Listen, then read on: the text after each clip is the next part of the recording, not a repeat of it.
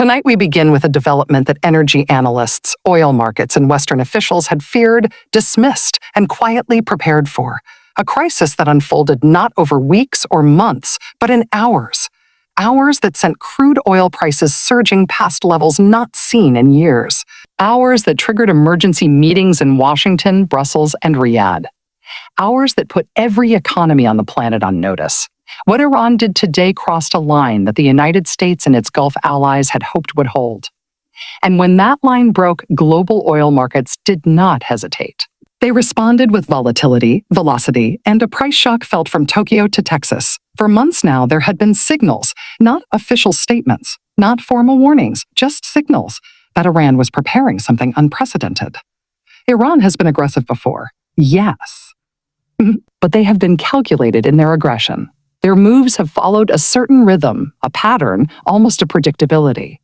But what set off alarm bells in Washington and the Gulf this week was that the pattern went silent. Intelligence analysts who monitor Iranian naval and missile activity know the indicators. The repositioning of fast attack boats in the Strait of Hormuz, the unusual movement of shore-based anti-ship missile batteries increased, encrypted communications between urgency naval commanders, the sudden halt of routine tanker escort operations, all of that went quiet. And whenever Iran goes quiet near the world's most critical oil choke point, it means something is about to get very, very loud. Early this morning, U.S. Naval Command detected what they described as a significant repositioning of Iranian military assets, including submarine activity that had not been observed in over 18 months. These are the kinds of deployments that Iran only activates when they are signaling something very specific. A blockade threat, a direct strike on energy infrastructure, or an escalation designed to drive oil prices through the roof. Analysts didn't know which category this fell into, or whether it fell into all three at once. But what they did know was that Iran was changing its strategic posture in the Persian Gulf. And when a nation that controls access to 20% of the world's daily oil supply shifts posture without explanation, even by a small measure, the entire global economy pays attention. The emergency advisory issued by the U.S. State Department tonight was not normal. It was not routine. It was not symbolic. It was urgent. Briefing after briefing described Iran's move as destabilizing, deliberately timed, and perhaps most importantly, economically weaponized, designed specifically to trigger a price spike, but economic warfare only works if the markets hesitate. They did not.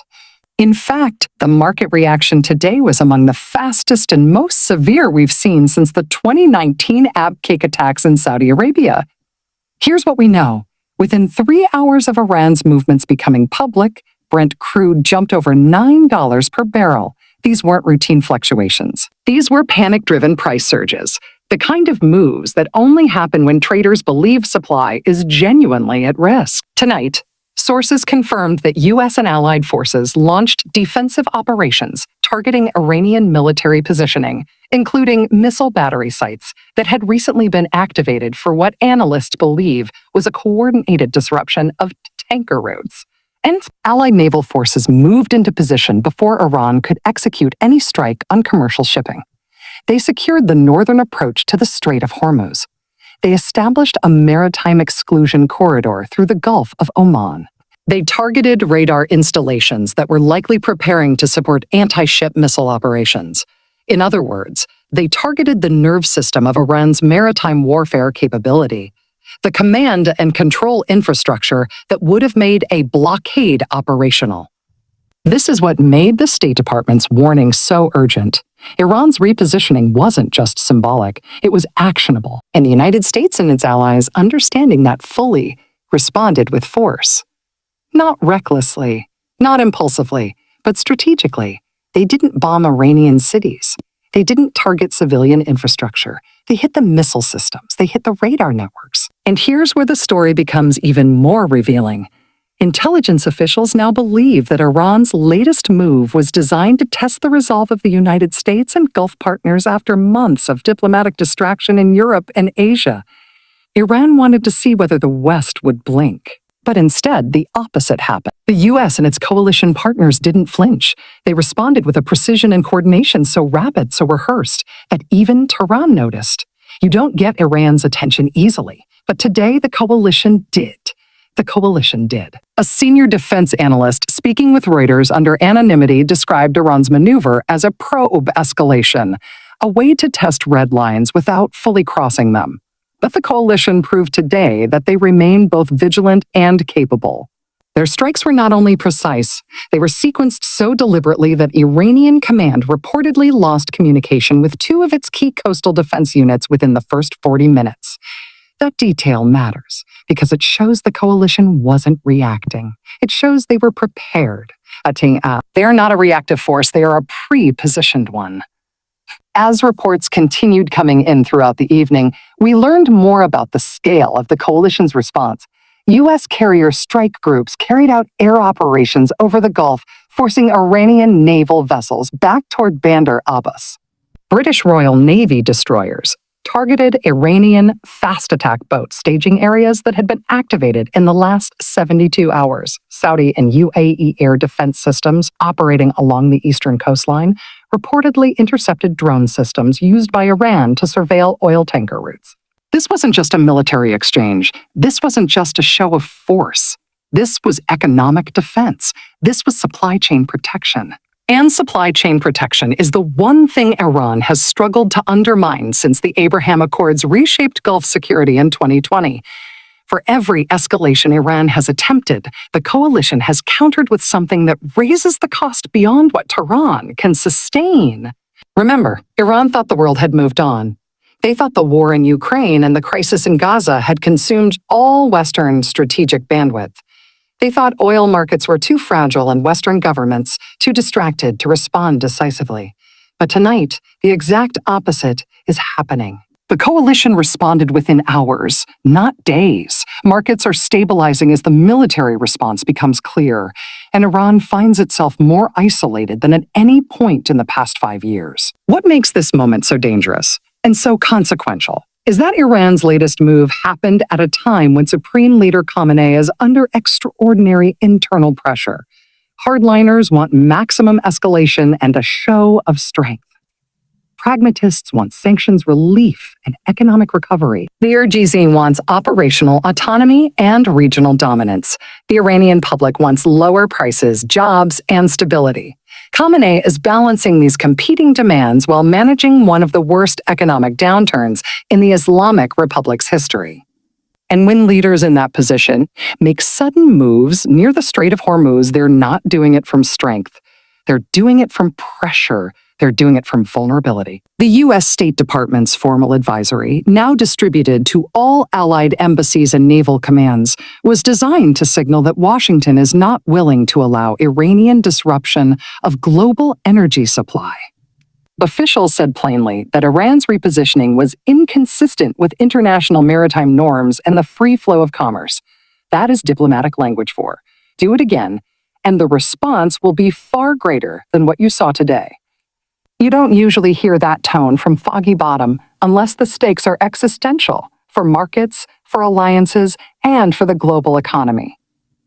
Meanwhile, the U.S. Secretary of Defense addressed allied commanders in a direct, unambiguous statement tonight. He said, "The United States will not permit any actor to weaponize the Strait of Hormuz against the global economy." He said, "Our response today was measured, targeted, and entirely proportional to the threat Iran chose to present." And he said, "We are not seeking escalation, but we are fully prepared for it. These are not rhetorical flourishes. These are statements from a defense establishment that understands just how high the stakes have become, not just militarily, but economically, for every nation on earth that depends on the free flow of oil." Here's what makes the situation even more concerning. Iran's latest move wasn't isolated. Along with the naval repositioning in the Strait of Hormuz, Hezbollah increased its surveillance operations along the Red Sea corridor. Houthi forces in Yemen launched fresh drone attacks on a commercial vessel east of Aden. Iranian-backed militias in Iraq increased rocket activity targeting U.S. Energy advisory personnel. All of this happened within the same 48-hour window. When Iran moves multiple pieces at once across multiple theaters, it means something larger is underway. A coordinated campaign, not random escalation. Analysts are now considering several possibilities. One is that Iran is preparing a sustained pressure campaign designed to keep oil prices artificially elevated, generating revenue for Tehran while punishing Western consumers. Another is that Iran is attempting to fracture Gulf coalition unity by forcing Saudi Arabia and the UAE to choose between security dependence on Washington and economic negotiation with Tehran. A third possibility, the one worrying officials the most, is that Iran is attempting to trigger a wider regional war that it believes it can survive better than its adversaries. But today, the coalition took that last card off the table. They didn't wait. They didn't negotiate under fire. They didn't send a diplomatic note. They acted decisively, surgically, immediately. What we're watching now is a test of strategic endurance. Iran wants to see whether the global coalition will sustain its commitment as economic pain mounts at home. The coalition wants to show that military readiness and economic resilience are not in conflict. They are the same policy. The International Energy Agency wants to prevent a price spiral that collapses emerging market economies already drowning in debt. And the United Nations wants to prevent the kind of miscalculation that turns a confrontation into a catastrophe. Tonight, we've heard from energy security officials who are now monitoring every oil tanker in the Persian Gulf in real time. They say oil prices, while elevated, are beginning to stabilize as the military situation clarifies. They say Saudi Arabia has signaled it is prepared to increase output to offset any supply disruption. And they say Iran's decision to escalate is likely part of a broader strategy intended to extract concessions in ongoing nuclear negotiations, using the global economy as a bargaining chip. But the coalition is not capitulating. In fact, the coalition is signaling strength. Their response today, swift, surgical, and unified, sent a message to Iran that the era of cheap escalation is over, and it sent a message to energy markets that the world's leading powers are not prepared to allow the Strait of Hormuz to become a weapon. As the night goes on, we expect more details to emerge about what exactly Iran hoped to achieve with this escalation. But what we do know is that the coalition's response was timely. It prevented a potential blockade before it could be executed. It stabilized markets faster than many analysts expected, and it reminded every actor in the region that the cost of disrupting global energy supply has never been higher. What happens next will depend on what Iran does in the next 72 hours. If they stand down, this moment will be remembered as the day deterrence worked. If they escalate further, the coalition has already shown they are pre-positioned, rehearsed, and ready to respond. They have shown they are ready to defend the arteries of the global economy at whatever cost that requires.